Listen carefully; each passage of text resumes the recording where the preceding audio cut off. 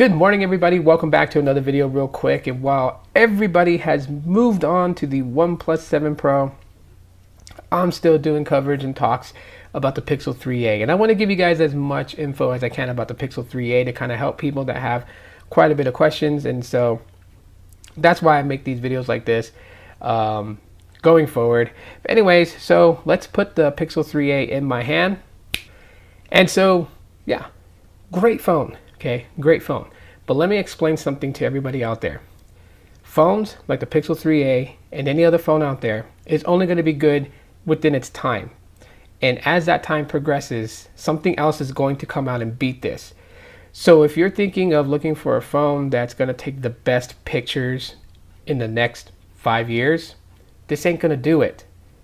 Maybe in the next year and a half. Eventually, there will be something that will totally smash this camera when it comes to photo comparisons. But if you've been in the market, and this is where I keep telling people, if you've been in the market that you want to own a Pixel device, like you've been interested in them, but you just didn't have enough money to shell out for them, the Pixel 3a remedies that. Okay, yeah, you don't get the wireless charging, you don't get the glass back, you don't get the water resistance and all that hublug, but you get stock Android, you get the original camera sensors that's on the Pixel 3 on this device. You don't get wide angle selfie, but you do get a nice front facing camera that takes selfies. Portrait mode works, all that stuff works. The Snapdragon 670 is decent. Okay, if you're coming into this with a Pixel 3 and you're like, I want this to perform exactly like my Pixel 3, with the Snapdragon 670, it's not going to, compared to a Snapdragon 845. But it's not slow. It's not going to stutter every time you're scrolling through things. It may not have that high frame rate refresh, but it's going to do what it needs to do. And when you hold it in your hand, go to Best Buy and play with it, and you'll see exactly what I'm talking about. But the Pixel 3a, in my opinion, kind of is like a throwback to yesteryears, a throwback to a time even I remember and was like probably one of the greatest times in mobile tech. And yeah, we didn't have all these innovative, crazy, insane ideas happening at that time. But the Pixel 3a pays homage to the Pixel 1. And I mean, in design wise, it pretty much is that. Okay, headphone jacks on the top, right? So you have headphone jacks, you have a speaker at the bottom next to the the Type-C, sorry, I was going to say micro USB for some reason, but the Type-C port. You have the speakers right next to it. You have the microphone right next to them. SIM ports is on the same side where you eject the SIM card, and power button, volume rocker, same way. So the Pixel 3a has a lot to mimic of the Pixel 1 as far as reintroducing the headphone jack, but it also pays homage to this guy, Nexus. And it reminds us of a time where Nexus was the most sought out Android device out there on the market. And the Nexus 5X was a pretty popular one. For those people who didn't go after the Nexus 6P and didn't need the premium Nexus, they went and got the Nexus 5X. And the Nexus 5X still holds its own today. But the Nexus didn't chase after having a glass back. It didn't chase after having a metal chassis or anything like that. It didn't chase after these things that we feel today are more important in smartphones, and didn't do that. It gave you stock Android experience, and it was initially a tool for developers to be able to optimize their apps and services for the latest version of Android, because Nexus was guaranteed Android software updates compared to other OEMs that decided whether their devices would get or would not get the next version of Android. Nexus always got them for several years before they were rendered obsolete. And the Pixel 3a kind of pays homage to the Nexus brand phones. You know, within that $400 price range, not too fancy, not too shabby, not seeking to look, not seeking for plastic surgery and to try to over glamorize itself.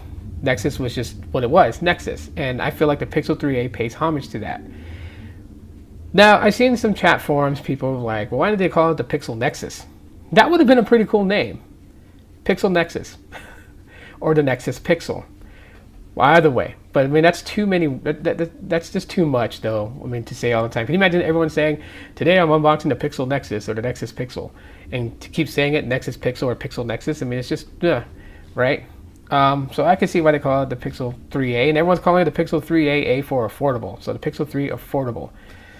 Well, I mean, it's kind of a buzzkill for it. It kind of really just, insults it for what it is. And all these comparisons, like, people are like, oh, we're going to compare it to the OnePlus 7 Pro because that is the latest and greatest that's out right now. The Pixel 3a, its hype is already killed because the OnePlus 7 Pro is out and everyone's on that one. And everyone's going to talk about that one and how great it is and how it beats the Pixel 3a. But let me just say this off jump. That OnePlus 7 Pro better beat the Pixel 3a because OnePlus 7 Pro is OnePlus's flagship device with a $669 price tag. It better beat the Pixel 3a for what it is, okay? Fair comparison would be mid-rangers out there. Mid-ranger devices should be a fair comparison to the Pixel 3a because the Pixel 3a is not a flagship phone.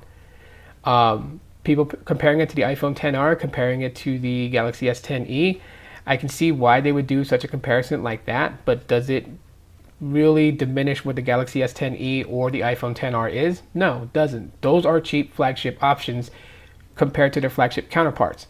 Pixel 3a is not a cheap flagship compared to the Pixel 3. It is a mid-ranger. It's a throwback to the Pixel 1. It's a throwback to the Nexus. That's really what it is.